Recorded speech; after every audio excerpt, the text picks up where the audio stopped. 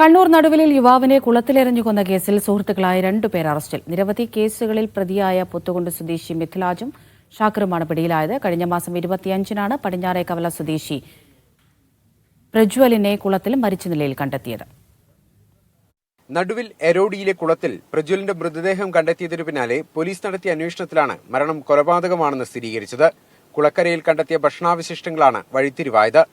നീന്തലറിയാവുന്ന പ്രജ്വൽ കുളത്തിൽ മുങ്ങിമരിക്കില്ലെന്നതും നിർണായകമായി. പ്രദേശത്തെ CCTV ദൃശ്യങ്ങൾ കേന്ദ്രീകരിച്ച് നടത്തിയ അന്വേഷണത്തിൽ 3 പേരും മദ്യപിച്ച് നടക്കുന്ന ദൃശ്യങ്ങൾ ലഭിച്ചു. ഇതിനൊപ്പം മൃതദേഹം കണ്ടെത്തിയ കുളത്തിന്റെ മേഖലയിൽ പ്രതികളുടെ മൊബൈൽ സാന്നിധ്യവും സ്ഥിരീകരിക്കപ്പെട്ടതോടെയാണ് അറസ്റ്റിന് വഴിയൊരുങ്ങിയത്.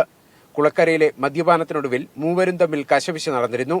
ഇതിനൊടുവിലാണ് മിഥിലജും ഷാക്കിറും ചേർന്ന് പ്രജ്വലിനെ എടുത്ത് കുളത്തിലെറിഞ്ഞത്.